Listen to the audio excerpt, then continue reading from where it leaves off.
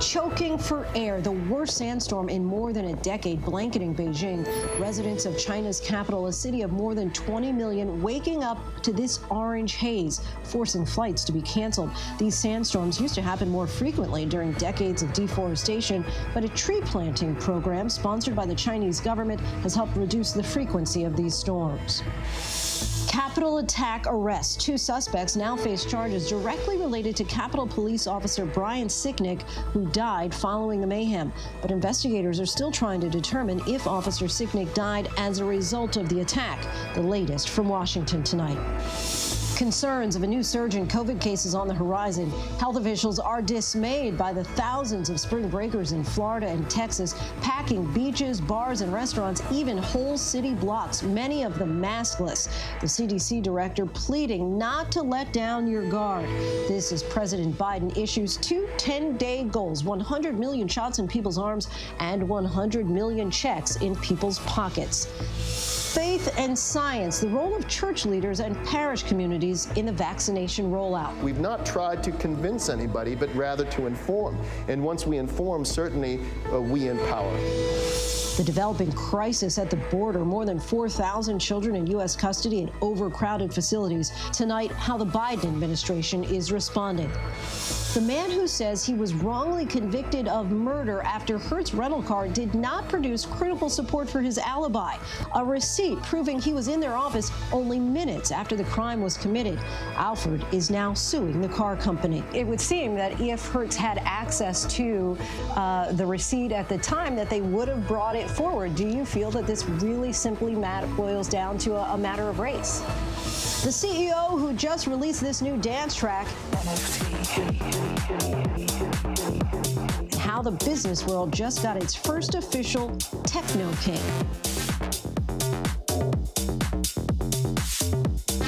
Good evening, everyone. I'm Lindsay Davis. Thanks so much for streaming with us. A major development tonight as federal prosecutors have charged 2 men with assaulting Officer Brian Sicknick and 2 other officers during the insurrection at the Capitol on January 6th. Those 2 men, seen here in images referenced in the arrest documents, allegedly used bear spray on the officers on the terrace of the Capitol that day. They are just 2 of the many Trump supporters who claim to profess support for law and order, some in the crowd even carrying thin blue line flags, backing law enforcement, openly and violently attacking officers in uniform as they overran the Capitol. The death of Capitol Police Officer Sicknick the day after the riot, his remains lying in honor at the Capitol weeks after the attack, brought that hypocrisy into sharp focus. Tipsters contacted the FBI after seeing the 2 men's photos on wanted posters, and today they made their initial appearances in court.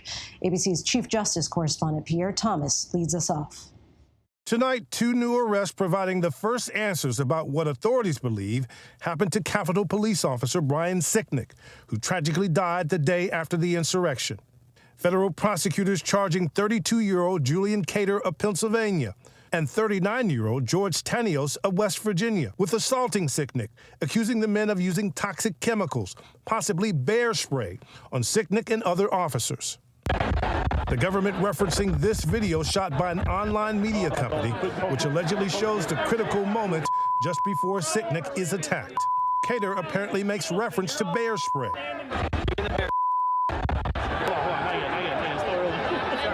This image allegedly showing one suspect pointing a spray canister in the direction of the officers. Another image, sources say, shows Sicknick doubled over, reacting to the chemical. The new charges come as the FBI continues its homicide investigation into Sicknick's exact cause of death, which is yet to be announced. And tonight we learned the name of one of the people suspected of attacking D.C. police officer Michael Fanone. Stripped my badge off, my radio, individuals in the crowd that tried to get my gun. At one point, people started chanting, kill him with his own gun.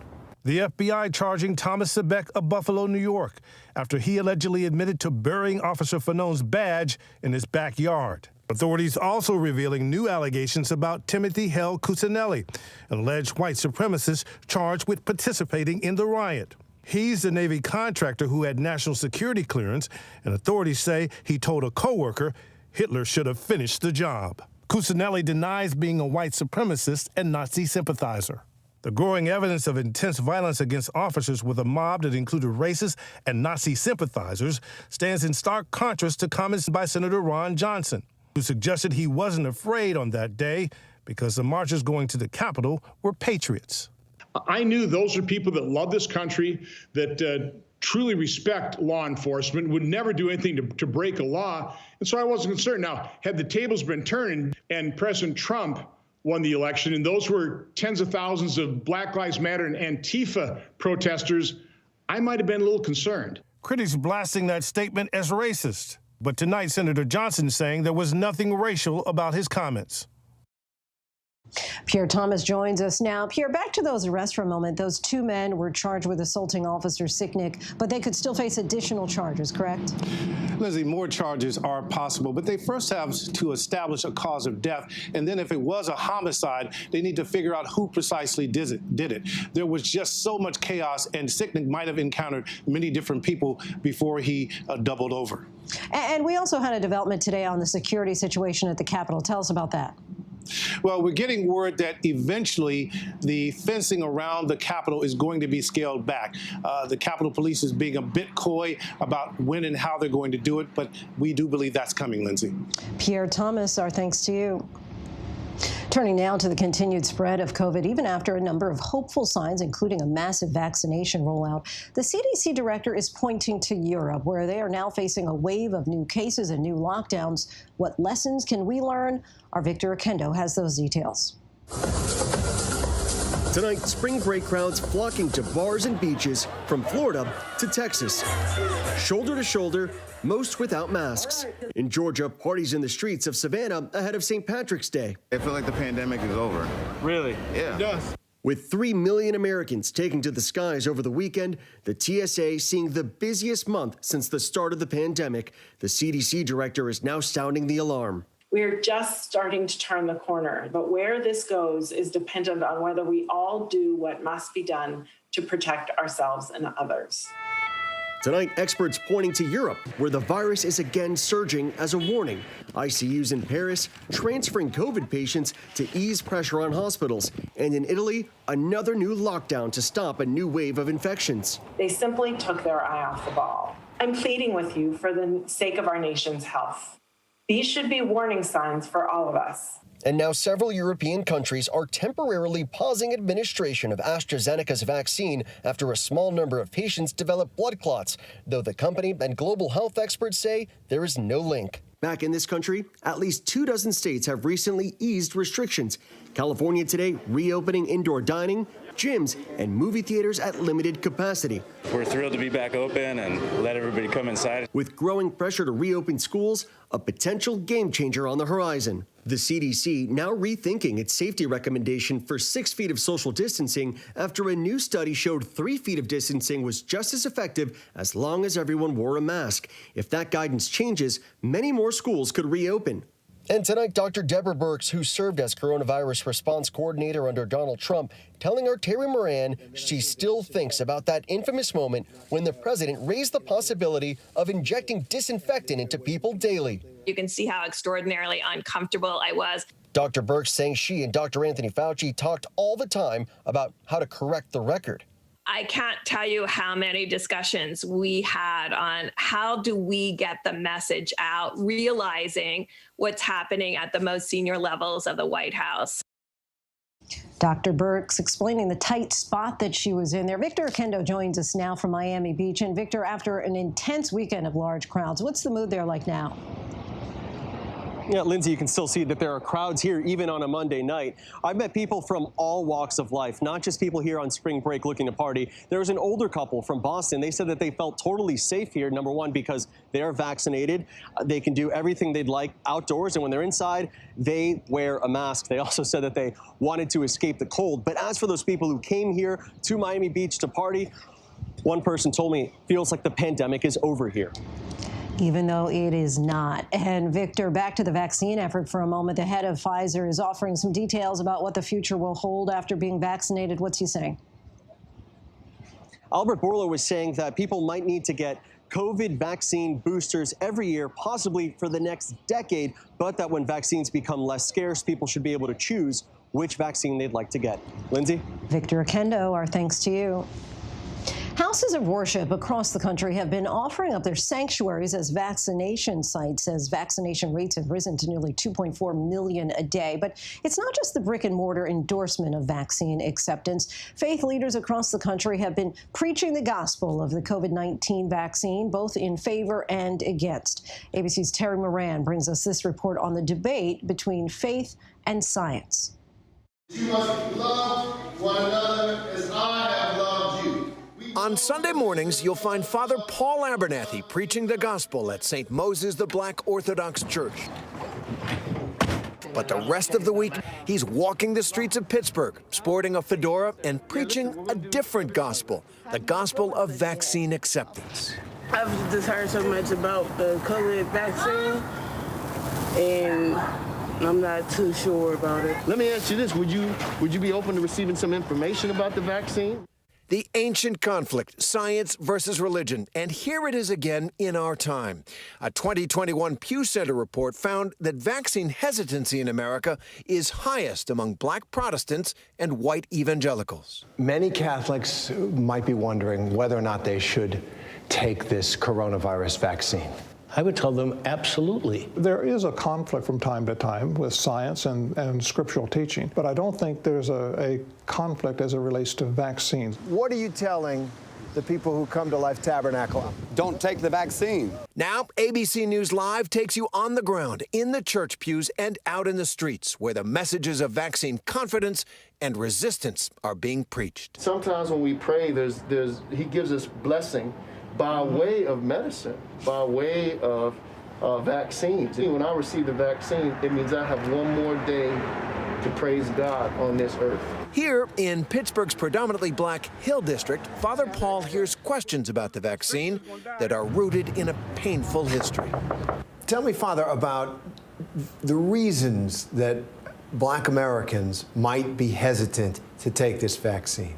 The first is distrust of government. When people see the government involved in vaccine creation and dissemination, right away there is a degree of distrust because the experience that people have had with many other government programs has been negative. The second is a distrust of clinical abuse. Many people think of the Tuskegee experiments that affected 600 African-American males, but many people, aside from Tuskegee, have lived experience of discrimination in the healthcare system.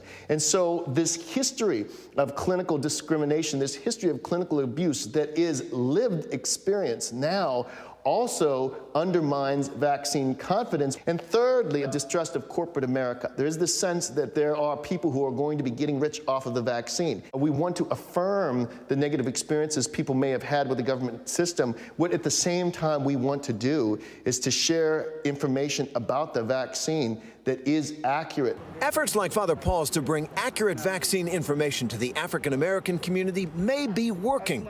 That Pew Center poll shows that hesitancy among black Protestants has dropped from a high of 59% last fall to 30% today.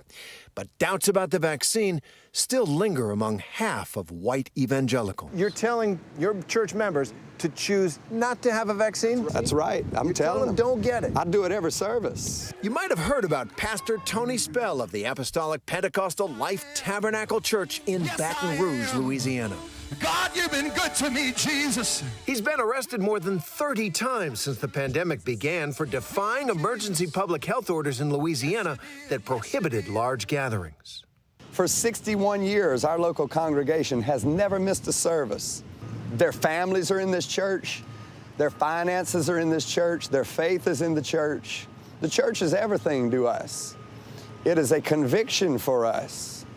Among their congregation of several thousand, Pastor Spell says they only had one death that was determined to be related to COVID-19. When one of the church's lawyers, a close friend of Spell's, was hospitalized and severely ill with COVID, it made no difference. Did that make you think twice? This is real. This can be devastating. Did that make you think twice? Never thought twice. When you have a religious conviction, nothing's going to separate you. The charges against Tony Spell are currently pending. He is separately challenging the constitutionality of the governor's orders. That matter is currently on appeal in the federal courts. His attorney tells ABC News they are confident they will win. Where in the Bible does it say don't get a vaccine? 1 Corinthians 6:19, 1 Corinthians 3:16. What? Know you're not that your body is the temple of the Holy Ghost? The Lord dwelleth not in temples made with hands. It's not a building, but the Spirit of the Lord dwelleth in us. Don't defile that temple. Any man that defileth that temple, him will I destroy. If the vaccine defiles my body, if the medical advisors that we have say, better beware, we're not going to do your vaccines, we're not going to wear your mask. If they were wrong a year ago on our assembly, they're wrong today. The FDA has authorized 3 COVID vaccines so far, and those vaccines were tested with over 100,000 volunteers before the agency gave them the green light. In approving them, the FDA noted that the vaccines are highly effective at preventing severe illness and death, and that side effects are rare. But Pastor Spell's message is still being heard in his church, and some members may be following his lead. I do not plan to get the vaccines. We believe here that God is the ultimate healer. I mean, with God, he can cure anything, everything. Beyond the belief in divine intervention, there are moral concerns about the vaccines as well. I believe it's genocide. I believe it's infanticide. When you take a fetus from a mother's womb, the safest place in the world, and you take that baby and you use those stem cells to inject into somebody's bicep to keep them from dying from a virus, I don't trust you. Okay, but there's no stem cells from fetal tissue in those vaccines. They were not made with those at all. Some companies don't use stem cells. All right, it's a synthetic vaccine. Irregardless, we're not taking the vaccine. The quick rollout of the vaccines has reignited the debate over the relationship between modern medicine and stem cells from abortions. For the COVID-19 vaccines, those fetal cell lines came from elective abortions in the 1970s and 1980s, and they are then replicated over time. Fetal cell lines are not the same as fetal tissue. From one aborted fetus, you could have millions of fetal cell lines that allow for vaccines to be able to be replicated and made. These differences in vaccine development have led some religious leaders to prefer one vaccine over another. I would be concerned about something that we used fetal cells from a murdered child. But Moderna and Pfizer, we've been told from the scientists that the way they produce that vaccine, these things were not used. The religious community is concerned that the Johnson & Johnson vaccine is morally compromised because it's used fetal cell lines in development, as well as testing and production. The reason why they're partial to the Moderna and Pfizer vaccines is because Moderna and Pfizer only use fetal cell lines in testing. In the Catholic Church, the debate has caused a rift among church leaders. Many U.S. dioceses across the country have now declared the Johnson & Johnson vaccine morally compromised. But those statements put them at odds with the Vatican itself. The Holy See, Rome, has issued a statement and declared that the vaccines are morally and ethically acceptable. They involve the hard work of a lot of very competent people. So would you say, for people who are wondering, that the vaccines are part of God's plan? Well, insofar as human knowledge is part of God's plan, yes. Whenever we can give good example to our people as public figures, as leaders in the community, we should do so. And then by the example of Pope Francis, Pope Benedict, I've had the vaccine. We're trying to tell our people, we want you to follow our good example. And it's not just the Pope. Franklin Graham, son of famed evangelist Billy Graham, told us he's taken the vaccine as well. First left Charlotte, he left on that train. We met him on the grounds of the Billy Graham Library in Charlotte, North Carolina, his father's boyhood home. And God needs you in his kingdom. My father believed in modern medicine. If any time there was a vaccine or something that could help protect you, he was an advocate for it. He took it. I believe that it's consistent with Scripture that we protect our lives and do whatever we can to save life. So I don't have any problem with telling a person to take an aspirin or telling a person to have a vaccine. For Graham and for many people of faith, the vaccines are a proof of God's love. I thank God for the doctors and the researchers that have put this time and effort and money to develop these vaccines. And I hope that the American people will use them. With so many struck down by the coronavirus, Graham takes issue with those who use their pulpits to preach against the vaccine. Well, I would hope that the pastors in the pulpit would tell people how they can be saved from God's judgment, and that's through faith in Jesus Christ. I think a pastor to tell someone not to take the vaccine is problematic. Because what would happen if that person died, got coronavirus and died? Then is the pastor responsible?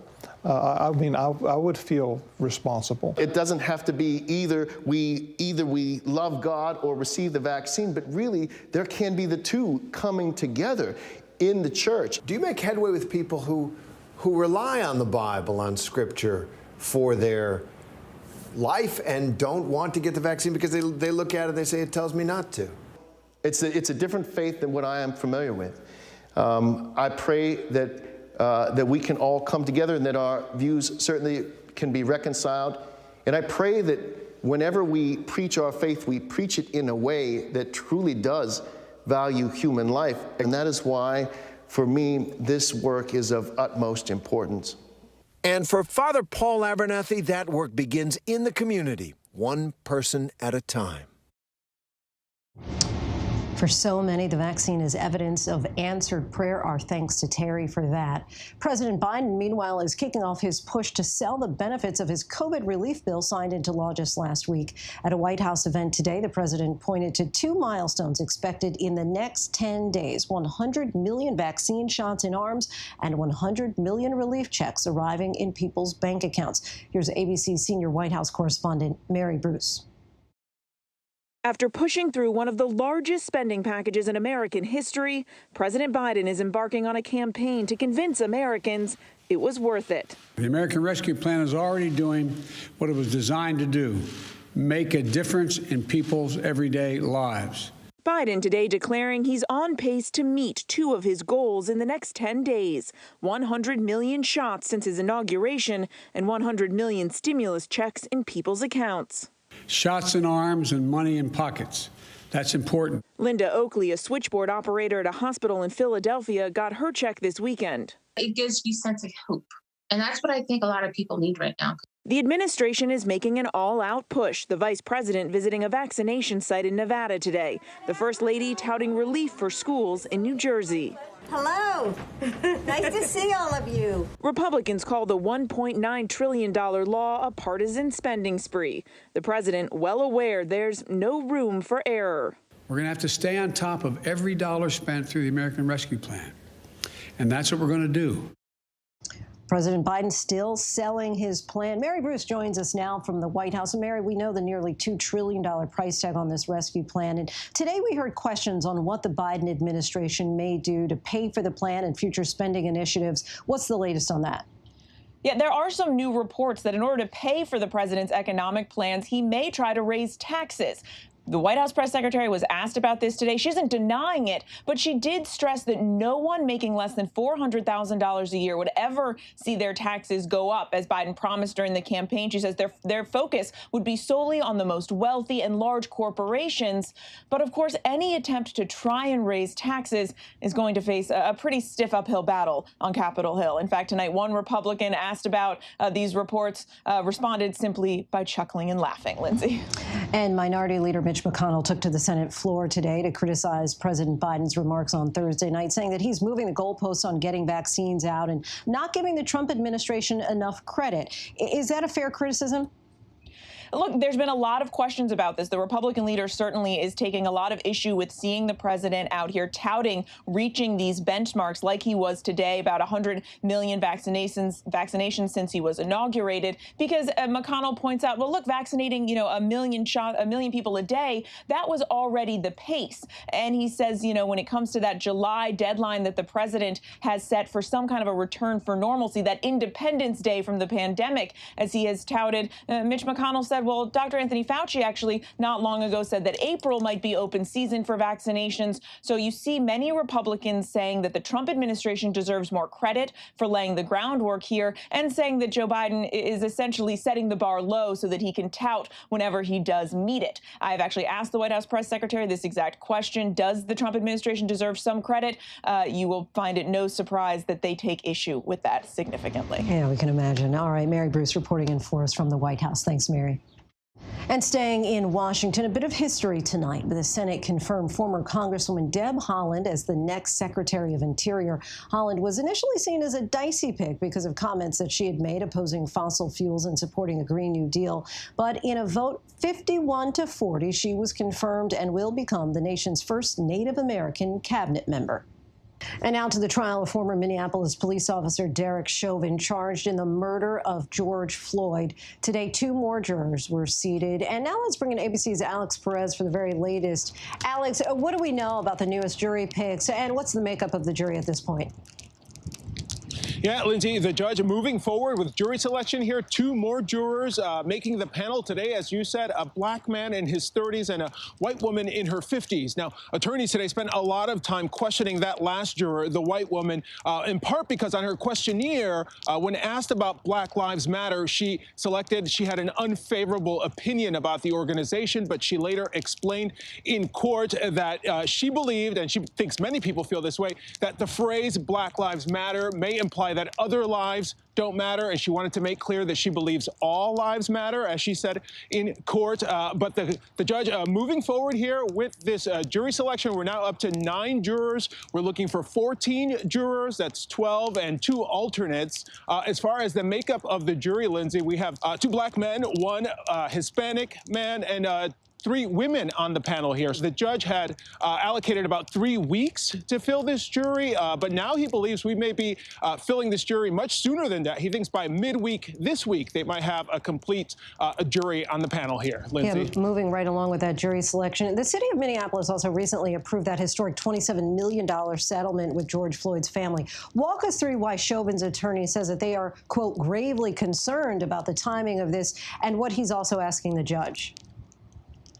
Yeah, Lindsay. Well, court today began with that statement from Eric Nelson. That's Derek Chauvin's attorney. He said he's very concerned about that settlement the city made with George Floyd's family because he believes it implies that Derek Chauvin is guilty, and he is worried that other jurors may infer that from that decision, from that settlement. So he's asking the judge to delay the trial, number one, and also asking for a change of venue. Now, the judge, for his part this morning, did say that he also was not happy with the timing of that settlement announcement. But as far as those motions, he said he'll take it under advisement and he's considering it, but he did not make a decision or announce a decision just yet or say when he would make that decision. But we should point out, Lindsay, it's not unusual for a defense attorney in a high-profile case like this for several times throughout the trial as it begins, whenever an opportunity presents itself for that defense attorney to ask for a mistrial, to ask for a change of venue, to ask for a delay when necessary or when he believes it's necessary. So that in and of itself is not unusual, but the judge says he is considering this as he moves forward, Lindsay. But in the meantime, moving forward with that jury selection, Alex Perez, our thanks to you. And when we come back, the driver plowing through an underpass into people, leaving several dead. The car rental receipt that could have cleared one man from murder charges in the lawsuit he's now filing all these years later. But up next, the surge at the border, thousands of unaccompanied minors now in U.S. custody. And the question, what will the Biden administration do?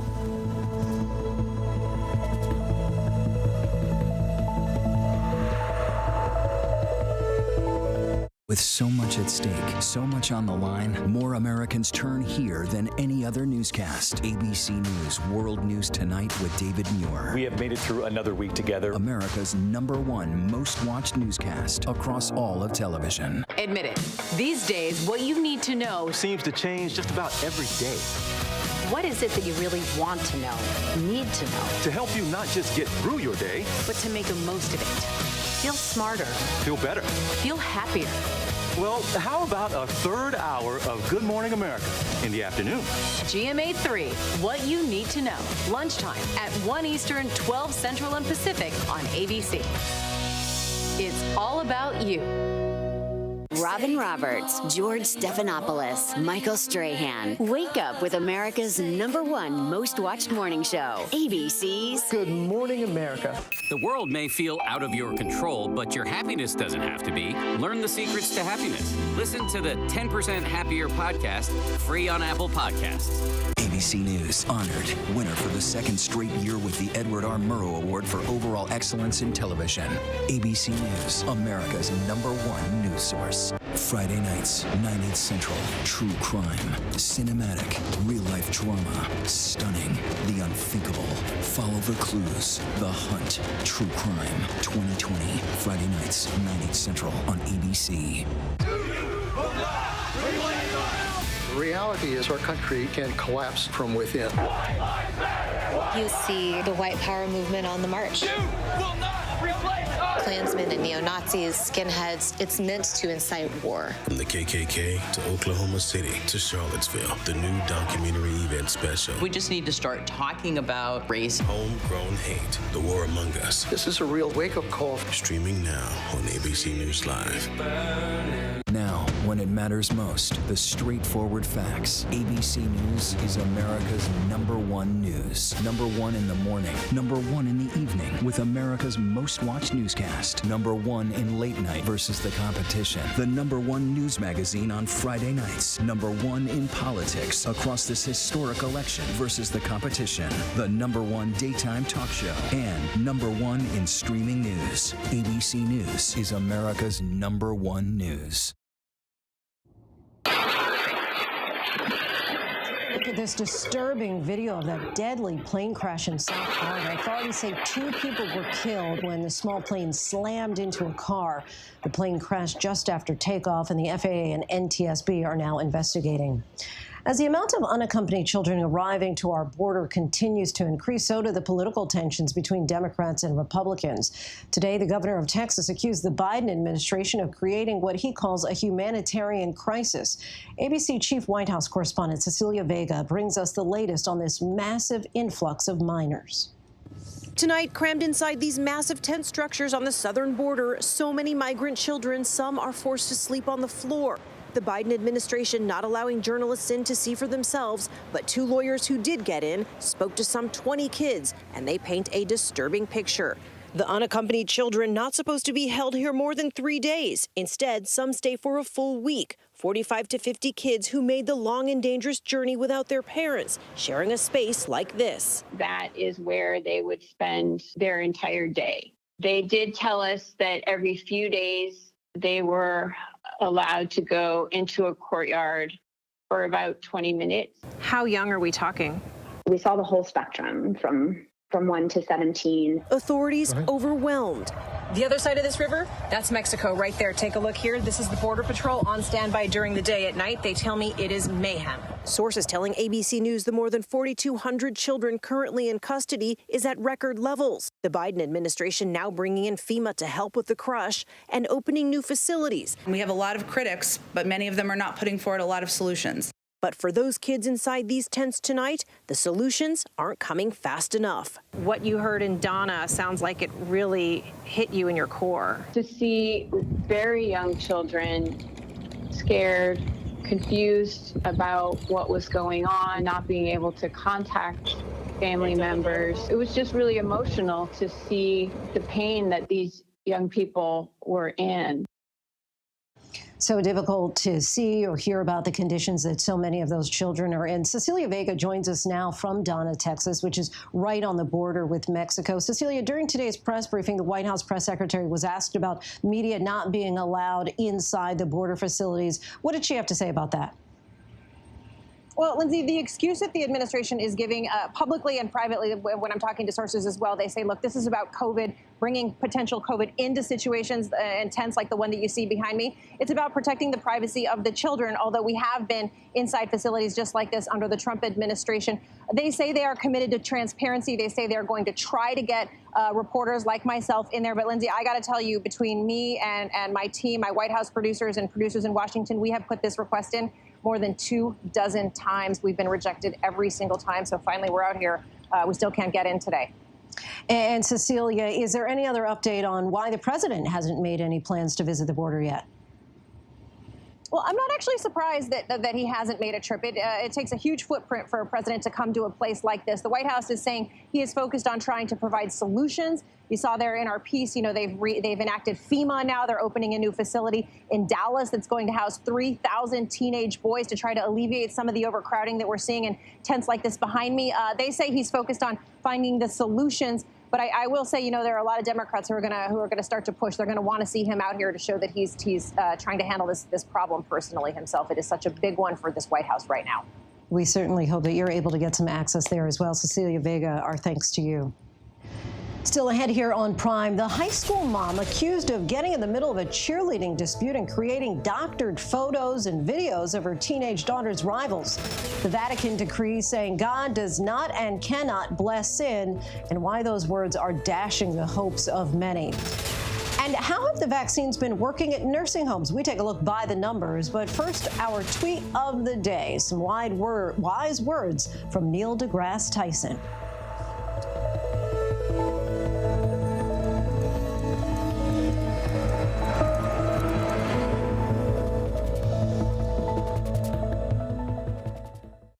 I know what happened, and I'm not guilty. Why the fascination with criminal trials? Figure out what's really out there. She revealed she had murdered his family. I know in my heart they did this. It's the time of suspicion. The ending's really tough. You don't know whether truth is going to be difficult to find unless you try to find it.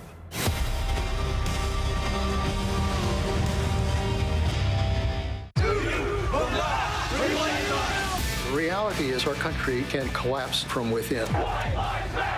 You see the white power movement on the march. Klansmen and neo-Nazis, skinheads, it's meant to incite war. From the KKK to Oklahoma City to Charlottesville, the new documentary event special. We just need to start talking about race. Homegrown Hate, The War Among Us. This is a real wake-up call. Streaming now on ABC News Live. Admit it, these days, what you need to know seems to change just about every day. What is it that you really want to know, need to know? To help you not just get through your day, but to make the most of it. Feel smarter. Feel better. Feel happier. Well, how about a third hour of Good Morning America in the afternoon? GMA 3, what you need to know. Lunchtime at 1 Eastern, 12 Central and Pacific on ABC. It's all about you.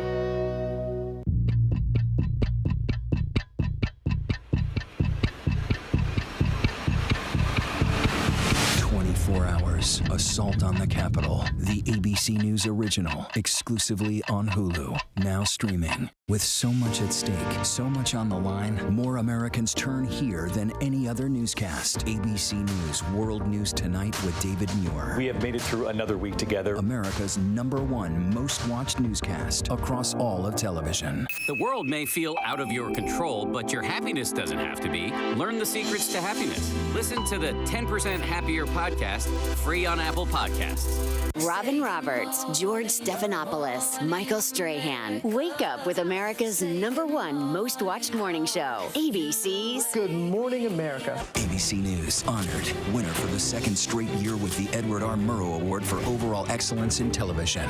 ABC News, America's #1 news source.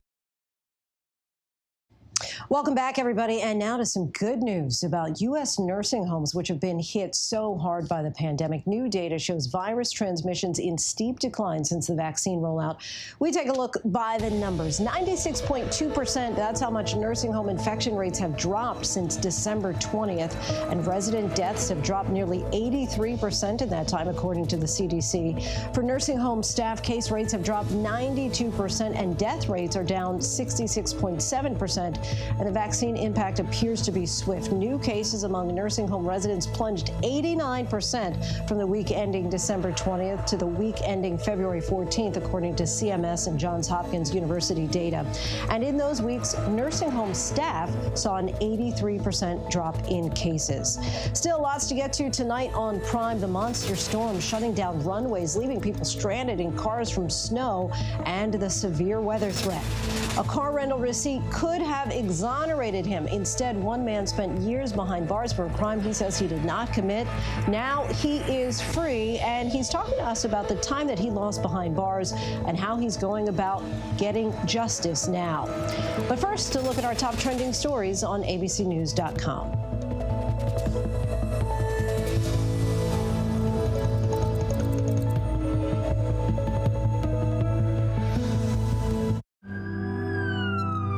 We will guide you through it all tonight.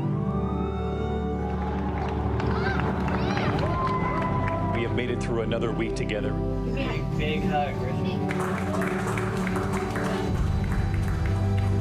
We tell all our patients how much they're loved. We hold their hands. David, we're showing our love and support for all the ICU staff. They're the heroes in this.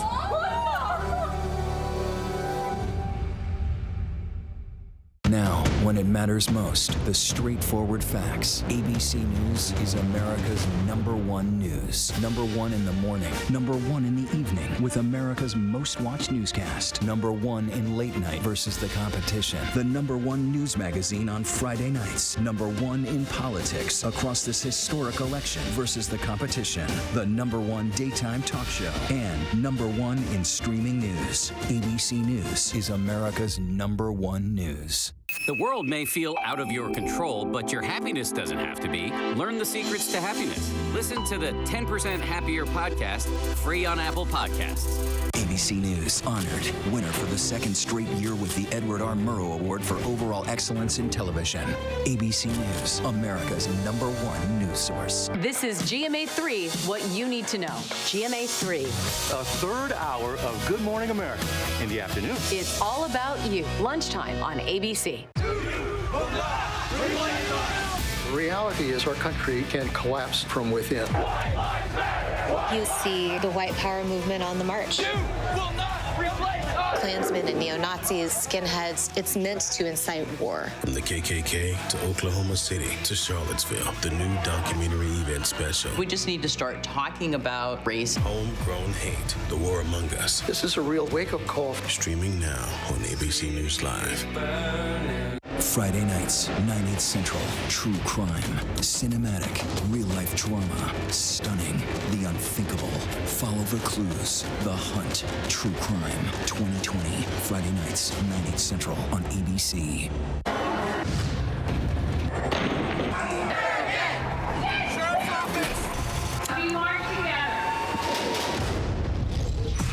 The most powerful stories of our time, anytime.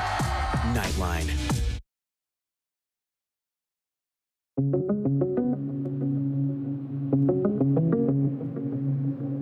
Much of the temporary fencing around the U.S. Capitol will be coming down, says the House Sergeant at Arms in a memo. The barrier put up after the January 6th insurrection.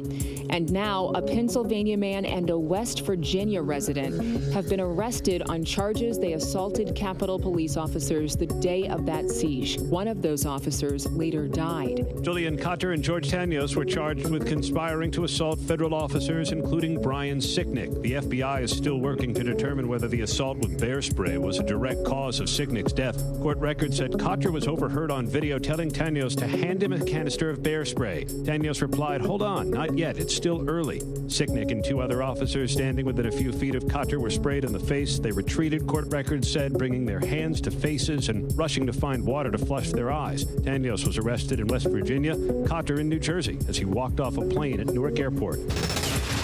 Metro Medic at least 4 CPRs in progress. At least 4 CPRs in progress. Multiple casualties in San Diego after police say a car veered off the road and hit pedestrians on a sidewalk today. The 71-year-old driver is being investigated for driving while impaired. This is a very fluid investigation, so it would not surprise me to see additional charges maybe filed later. 3 victims were killed. Debris was strewn all over. 9 in total were hit and injured. Despite hopes for more acceptance, the Vatican says it cannot bless same-sex unions. The 2-page decree said gay people should be treated with dignity and respect, but it described same-sex unions as illegitimate and stuck to its description of gay sex as, quote, intrinsically disordered. The Pope has endorsed legal protection for same-sex unions, but only in the civil, not Catholic, sphere. A Pennsylvania woman's accused of sending around deep fake videos of teenagers. Police say Rafaela Inella created the videos to make it look like girls on her daughter's cheerleading team were drinking and smoking. The essence of it was to knock them down, to make them appear that they were not law-abiding, that they were, that their morals were corrupted, essentially to try to shame them or get them knocked off the team. Maddie Heim was 16 years old when one of her coaches pulled her aside over this video appearing to show her vaping, a violation of squad rules. I went in the car and started crying and was like, that's not me on video, because I thought if I said it that no one would believe me, because obviously like there's proof, like it's a video, but the video was obviously manipulated. Inella is now facing as much as a year behind bars for 3 counts of cyber harassment of a child, as well as 3 counts of harassment if convicted. That monster of a winter storm brought up to 4 feet of snow to parts of Wyoming and paralyzed much of Colorado. Overnight, first responders struggling to get to dozens of cars stranded on interstates and around Denver's airport. There are dozens of abandoned cars down this road as far as the eye can see.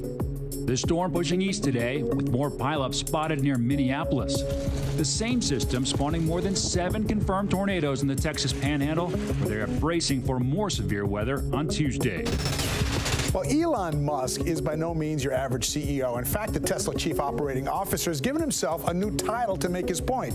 You can now call him Techno King of Tesla. Thank you very much. Seriously, he actually made a filing to the Securities and Exchange Commission informing it of his new title. In addition, the company's chief financial officer has been given the title of Master of Coin. Yes, just like from the show Game of Thrones. Musk once had the title of chairman of Tesla, but was stripped of it a few years ago to settle fraud charges in a settlement with the SEC over deceptive tweets he sent out. The new Techno King releasing this techno track. The song about NFTs, paired with this video of a trophy adorned with cryptocurrency references. In a meta move, Musk says he's willing to sell the song as an NFT. Welcome back, everyone. We turn now to a man who says that he was wrongly convicted of murder after Hertz rental car failed to produce a receipt that proved that he was in their rental office just minutes after the crime was committed. Herbert Alford spent nearly 5 years in jail and prison for the 2011 murder of Michael Adams in Lansing, Michigan, but his conviction was overturned in 2018 when a judge finally saw this: a Hertz receipt showing that Alford was in their rental office just minutes after the fatal shooting that was across town. Alford is now suing the car company for failing to produce this vital piece of evidence sooner, despite multiple subpoenas. Hertz, in a statement to ABC News, said, "We are deeply saddened to learn of Mr. Alford's experience. While we were unable to find the historic rental record from 2011 when it was requested in 2015, we continued our good faith efforts to locate it. With advances in data search in the years following, we were able to locate the rental record in 2018 and promptly provided it." And we are joined now by Herbert Alford and his attorney, Mr. James White. Thank you both for being with us. Let's start with you, Mr. White. Hertz admitted to us that they were first asked for this receipt in 2015 and didn't produce it until 2018. What was Hertz's response during those years, and what do you think was going on? So there was no response, Lindsay. There were multiple requests for this document, all pursuant to court rules and court orders, some by me, some by the judge. And at no point in time did they ever respond. Not an email, not a carrier pigeon, not a snail mail, not a phone call, nothing. We were left to wonder why it was that was the case. Ultimately, it was produced. Why that was, folks can speculate. I think they saw an African-American man charged with homicide, and you chose that it wasn't worth their time. And Mr. Alford, you were found guilty of second-degree murder. You were convicted and spent almost 5 years in prison, knowing that you could prove your innocence with one car rental receipt. Explain to us what that was like. It was like a nightmare. It was like surreal. It was like, I know this can't be happening when I know they got the receipt and they know I was there. And it's like I've been through stuff before, and I knew the consequences, and I've been in trouble for, and I dealt with the consequences because it was something that I had done. But to be in this situation when you know you're not guilty of it, it was just surreal. And give us a sense what those 5 years were like. And did you ever lose hope, or were you anticipating that this day was going to come? I was always hoping that the day would come, but at certain days you wake up in certain moods and you feel like this is my life, and I don't know what's going on. I don't know what's going to happen after this, but I never lost hope. I was always hoping that it would come out. But being away from my family, my kids, I got a 11-year-old that I was missing field trips with and going to school, concerts and plays and everything. It was unbelievable. And you talked a little bit about what you've lost. How are you now rebuilding your life as a free man, and how difficult is that? I mean, even though it's been proven that it wasn't me, people still be looking at me like he was in prison for this and that. And even though now it came out that I didn't do it, but people had perspective of me, because after I was found guilty and was convicted, they was like, he this and he that. And then after all this time, they found out that I was telling the truth. But since I've been out, I've been just around my kids, my family, trying to get back into the workforce. And it's just, I don't know, it's just a good feeling to be here now. I can imagine. And Mr. White, back to you for a moment. I mean, let's just go back to the situation with Hertz. You have suggested that you think that it was because he was a black man.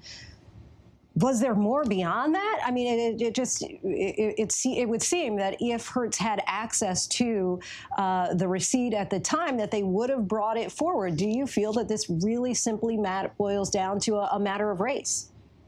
No, I'm not suggesting that. But I think, when you isolate out the factors here, again, I think that over time during this case, we're going to see that Hertz did not behave this way as a matter of pattern.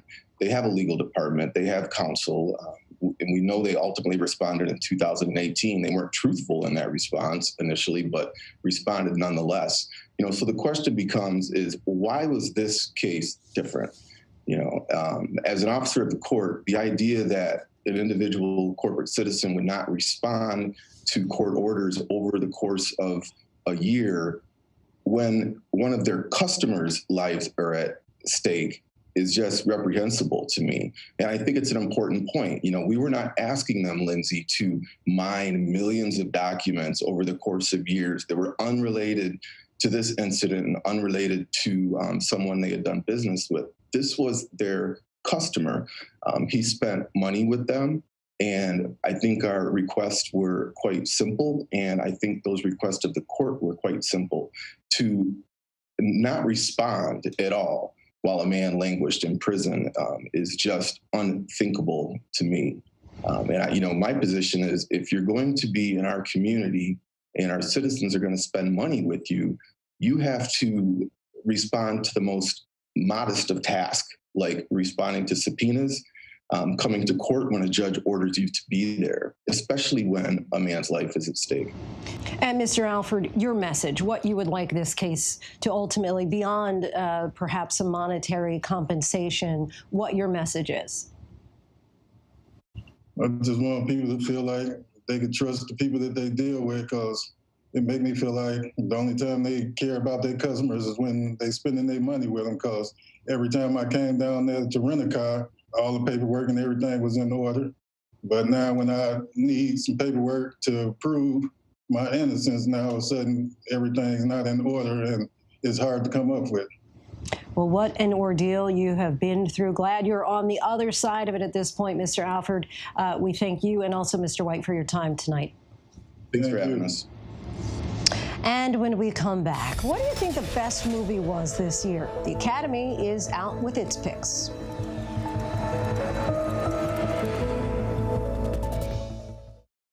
Now, when it matters most, the straightforward facts. ABC News is America's #1 news. #1 in the morning, #1 in the evening, with America's most watched newscast. #1 in late night versus the competition. The #1 news magazine on Friday nights. #1 in politics across this historic election versus the competition.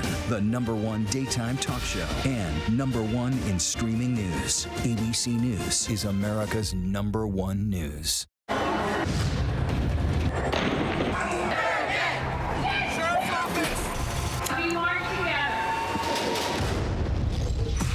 The most powerful stories of our time, anytime. Nightline. Friday nights, 9/8 Central. True crime, cinematic, real-life drama, stunning, the unthinkable. Follow the clues. The Hunt. True crime. 2020. Friday nights, 9/8 Central on ABC. Admit it. These days, what you need to know seems to change just about every day. What is it that you really want to know, need to know? To help you not just get through your day, but to make the most of it. Feel smarter. Feel better. Feel happier. Well, how about a third hour of Good Morning America in the afternoon? GMA 3, what you need to know. Lunchtime at 1 Eastern, 12 Central and Pacific on ABC. It's all about you. I know what happened, and I'm not guilty. Why the fascination with criminal trials? Figure out what's really out there. She revealed she had murdered his family. I know in my heart that he did this. It's the time of suspicion. The ending's really tough. You don't know whether truth is going to be difficult to find unless you try to find it.